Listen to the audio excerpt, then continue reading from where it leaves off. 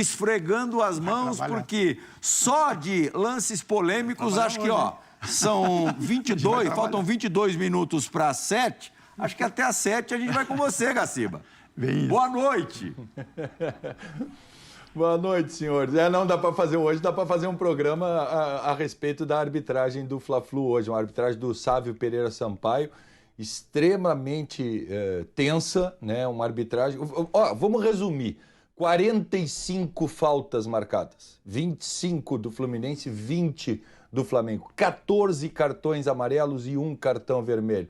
Foi tranquilo o jogo ou não? Os amarelos, 7 para o Fluminense, 5 para o Flamengo, 1 vermelho para o Flamengo, para o Luiz Araújo, e os 2 técnicos foram amarelados, Gaciba. Só uma curiosidade com o Gaciba, aproveitando que a gente tem tempo hoje no Sport Center para isso. Fique à vontade. No Linha, geralmente, não tenho tanto tempo assim. Excesso de faltas da arbitragem ou faltas que o jogo exigiu? Cartões. A mesma pergunta para ti, Gaciba, por favor. Boa noite. Eu acho que não foi... Boa noite.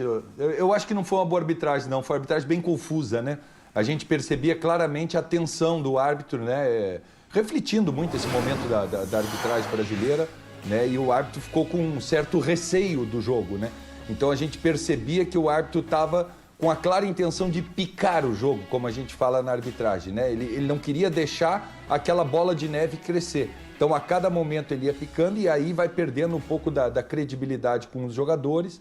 E aí depois das intervenções do árbitro de vídeo, nas anulações de ambos os gols, aí me parece que assim aí ficou mais ainda, porque isso coloca muito em xeque a autoridade do árbitro dentro do campo, esse número repetitivo de revisões, 3 num jogo, isso aí realmente não é legal para a autoridade do árbitro no jogo, não fez bem. Não foi uma arbitragem boa do Sávio, não. Já vi ele ter atuações muito melhores do que tem ele hoje, por mais que, no final das contas, o árbitro de vídeo realmente, hoje ele tem que pagar a janta para o árbitro de vídeo, né? Exatamente. Porque salvou, né, a questão da atuação dele com correção de 3 erros gravíssimos que ele ia cometer no jogo. Gaciba pipocando aqui no Twitter. Vai falar desse pênalti aqui que teve pro Flamengo, mas não esquece de falar do pênalti que teve pro Fluminense. Agora fica com você, você pode selecionar o que você separou pra gente na ordem que você quiser, Gaciba. Não precisa ser na ordem cronológica, na ordem Gaciba, por gentileza. Obrigado, hein, Real. Deixar para mim, para votar o que é polêmico, né? Boa, amigo. Bacana. Vamos dar uma olhadinha, em primeiro lugar, nas revisões que nós tivemos, e aí depois, se for do esporte quiser mais alguma jogada explicar, não tem problema nenhum, a gente dá uma conversada a respeito delas. Mas eu acho que o que a gente tem que falar é, do primeiro lugar, do gol anulado do Fluminense, né? Na verdade, existe uma falta extremamente claro, me lembrou muito a falta que o Daronco não apitou, né, na quinta-feira, no jogo do São Paulo no jogo da Copa do Brasil, a falta do Luciano no meio do campo, né? É uma falta muito clara no Cebolinha, né? A gente está vendo a imagem aí, ó. É uma falta que o árbitro está a 3 metros da jogada.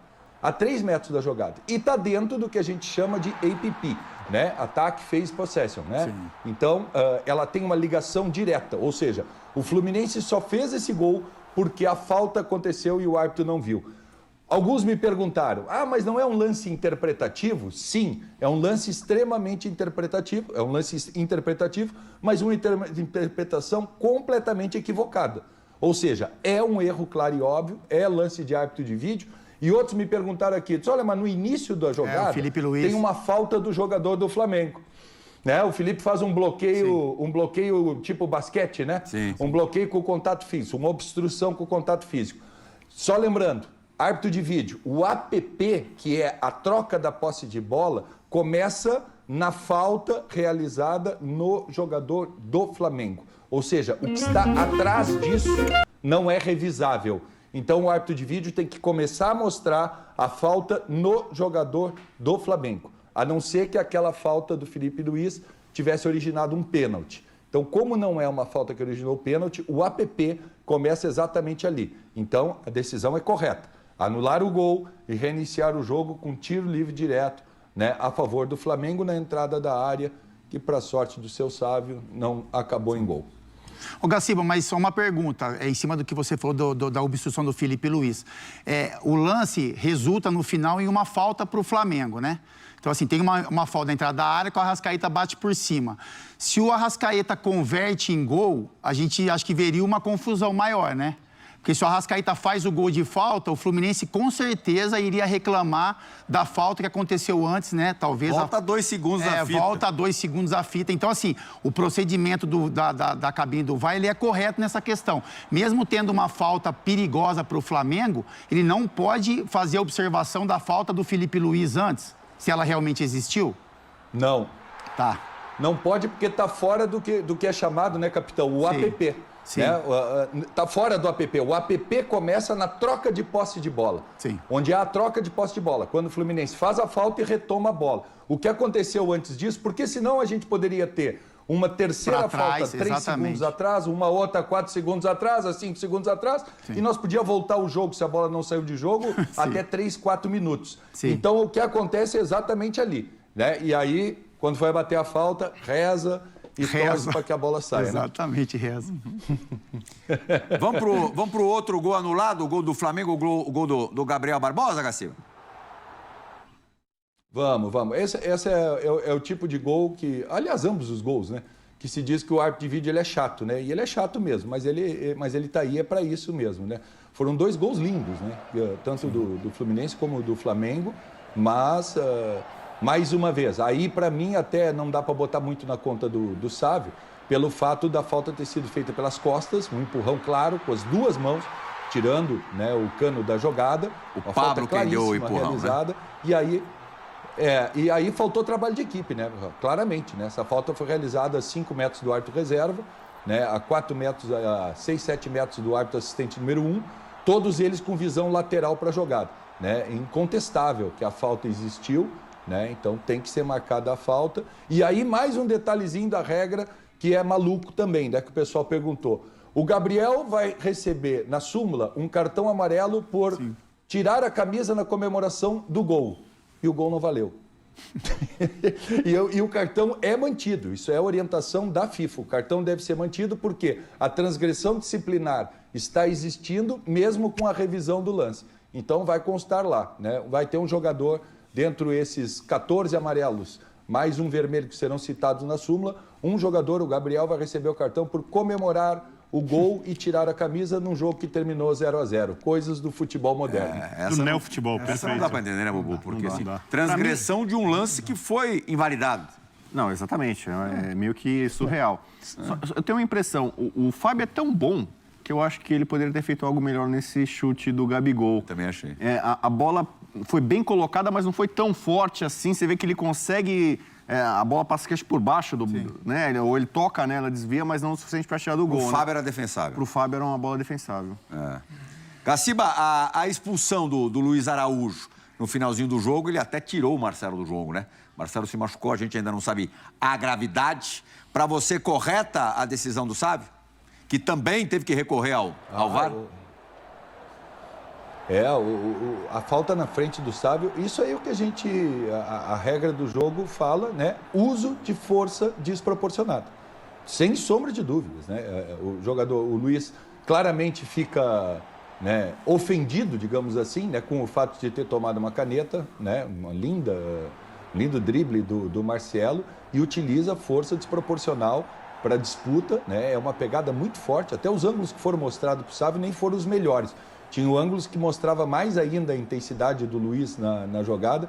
O que aqui me preocupa, né? Essa semana nós vimos a comissão de arbitragem, né, dizendo, não, os árbitros estão treinados para não se impressionar com o que acontece com os jogadores. Ninguém vai se impressionar com o que acontece com os jogadores.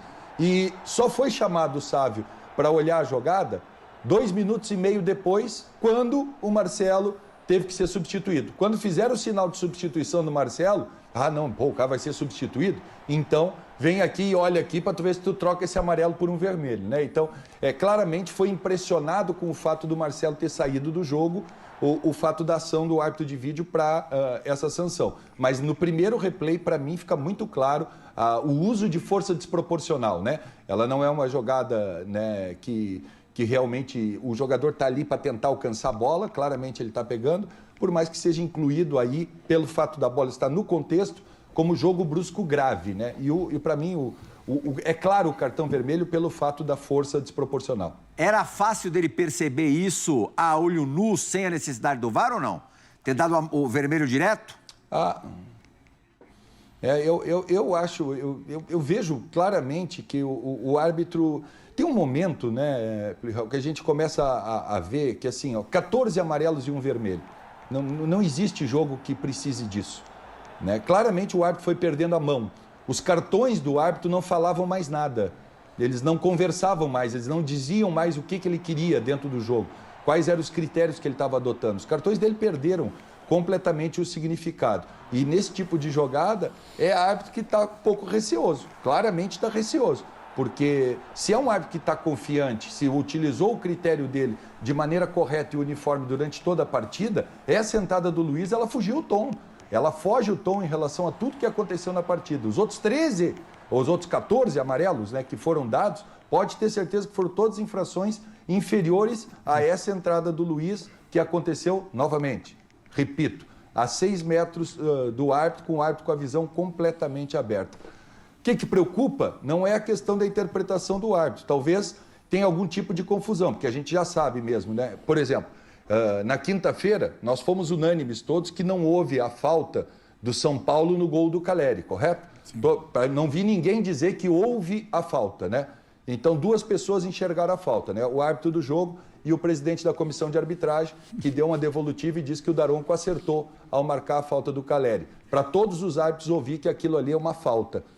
Isso preocupa e talvez explique um pouco essa confusão de critérios da arbitragem brasileira dentro dessa competição. Gaciba, essa questão do critério, obviamente, muito antiga no futebol brasileiro, a falta de padrão, mas eu queria saber uma opinião sua sobre algo que vem acontecendo depois da implementação do VAR. Eu sou favorável ao VAR, tá? Não gosto do jeito que ele é utilizado aqui, mas eu acho que o VAR tem que existir. Você acha que chegou o momento na arbitragem brasileira, porque eu não vejo isso em todos os países, e claro que cada país tem a sua situação específica, em que o árbitro, ele não tira o vermelho, ele tira o amarelo, porque ele sabe que o VAR pode corrigir. O árbitro evita marcar um pênalti porque ele tem dúvida, e na dúvida ele não marca o pênalti porque ele sabe que o VAR pode corrigir. E talvez até a questão do local do jogo, porque é óbvio que você voltar atrás de uma decisão tomada, uma decisão de expulsar alguém ou de marcar um pênalti contra o time da casa, você retirar o cartão, retirar o pênalti, não vai mudar nada, mas é um pouco mais tenso, essa coisa anímica do que é se você fizer isso quando você está fazendo contra o time que joga como visitante. Você acha que essa questão de ter o VAR está condicionando a arbitragem além do que ela deveria ser dentro do campo, nas decisões? Eu acho que não, sinceramente. Assim, eu convivi 3 anos com esses caras, né? Principalmente quando o VAR foi implementado aqui no Brasil, né? Todos eles tinham horror de ir à cabine. Horror de ir à cabine. Nenhum árbitro de futebol gosta de ter a sua decisão contestada no campo. É exatamente o contrário, né? Em alguns árbitros eu tive que trabalhar muito o fato de, esquece, o que você viu no campo é uma coisa. O vídeo está lhe mostrando imagens por ângulos diferentes, por velocidades diferentes, para você tomar a melhor decisão. Esqueça, não seja turrão, né? Aquele negócio de teimoso. Não lute contra a imagem. E muitos árbitros, por ter uma personalidade mais forte, eles realmente têm a tendência de manter a decisão que eles tiveram no campo quando são chamados pelo árbitro de vídeo. Eu não acredito que o árbitro esteja se escondendo de tomada de decisão. Eu não creio que seja isso, até porque eles têm esse horror e, assim, parece que dentro da arbitragem ele é medido. O árbitro que vai menos no vídeo é o melhor árbitro. E não é assim que a coisa funciona. O vídeo está aí para corrigir quando acontece esse tipo de equívoco. O mais importante é a condução geral do jogo e entregar um jogo sem erros capitais, né? Imagina só o que seria sem esse árbitro de vídeo. Mas agora, moralmente, para o árbitro ir à cabine, isso realmente é o abalo. Pelo que eu estou entendendo, então, os árbitros não gostam do VAR, pelo menos boa parte deles, é isso?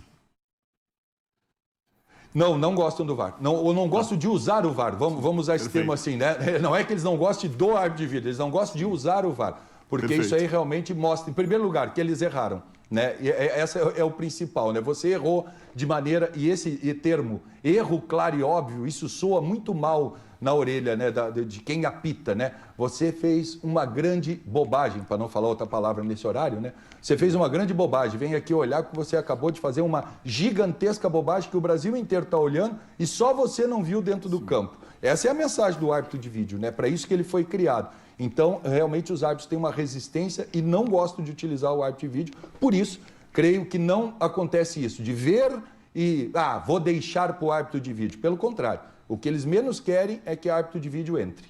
Tem esse aspecto e também o de ter a sua autoridade ali diminuída, né? Você deixa de ser o senhor ali da razão no campo. A gente ainda não tem essa imagem engatilhada, não sei se vai ter, mas certamente o torcedor do Fluminense sabe da jogada que eu estou falando. A reclamação também da não expulsão, na verdade, a reclamação do torcedor do Flamengo, não do torcedor do Fluminense. A não expulsão do Lima, numa entrada forte no Felipe Luiz. Não sei se o Gaciba recorda desse lance. Se não recordar, também não tem problema. Foi aos 7 minutos do primeiro tempo, início do jogo. O que também acaba levando o árbitro a pensar diferente ao analisar uma jogada mais forte como a que foi a do Lima no Felipe. Gaciba. Na verdade, eu te confesso que eu estava dividido entre 2 jogos. Eu também estava vendo a parte de São Paulo e Santos e o Fla-Flu. E conversando automaticamente com o diretor do programa para a gente ver o que tinha. Quando terminou o primeiro tempo com o número de faltas elevadíssimos, que eu comecei a ver a questão do critério, e no jogo São Paulo e Santos a superioridade do São Paulo era muito, né, grande, né, eu acabei focando mais no Fla-Flu. Essa entrada especificamente, eu não vi ela ao vivo, não. Se por acaso a gente tiver fácil, de repente você pode até fazer uma análise durante o programa mesmo. Da reclamação do pênalti do Felipe Melo no Arrascaeta, o que você tem a dizer? Não, para mim não existiu a penalidade. Para mim ele sobe ali de uma maneira legal, ele está disputando a bola, ele claramente está indo com a cabeça na bola, está se jogando de cabeça na bola, né? E tem um detalhe, né? O Arrascaeta ele está pulando para trás, né? Ele tá vindo para trás para disputar essa bola, né? Essa é a jogada que eu estou imaginando, num cruzamento para dentro da área. Sim. Então eu creio que isso não existiu a penalidade, que claramente o Felipe está querendo jogar e o Arrascaeta, né? E aí vamos colocar. Tem uma coisa muito clara aí nessa jogada que a gente observa, o Pirral. Dá uma olhadinha no Arrascaeta, qual é a ação do Arrascaeta. Ele está esperando a bola, ele olha por cima do ombro direito, percebe que o Felipe Melo está vindo e dá aquele passinho para a direita para provocar o contato. Olha lá, ó. O corpo. Viu? Ele olha por cima do ombro e vê que o Felipe vem disputar a bola e dá aquele passinho para a direita para provocar o contato. Para mim, isso é contato natural de jogo, não existe penalidade. Isso aí, para mim, é uma jogada muito mais forçada do que realmente uma infração à regra do jogo. É que o Felipe vem que nem um caminhão sem freio, né, Felipe vem que nem Vem como Felipe. Ele se arrisca, ele corre o risco. Ele corre o risco, Plirra. Eu também concordo com o Gaciba, e aí a leitura é perfeita, né? Porque você vê que o Arrascaeta, ele sabe que a maneira como o Felipe Melo vai para as disputas, ele dá uma olhadinha para trás, já vê o embalo que o Felipe vem, e aí ele meio que muda a movimentação das costas para o Felipe para ter esse contato, né? Então, assim, o Felipe se arriscou nessa jogada, e você vê que o Felipe até tenta na hora, você percebe que o Arrascaeta faz um movimento para o contato e o Felipe tenta escapar um pouco, mas o Felipe se arriscou bastante.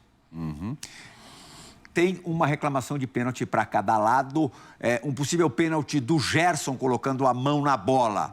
Para você foi, Gaciba? Não, para mim não existiu a penalidade, não. Por que não existiu a penalidade? É interessante a gente falar a questão do conceito de mão na bola, né?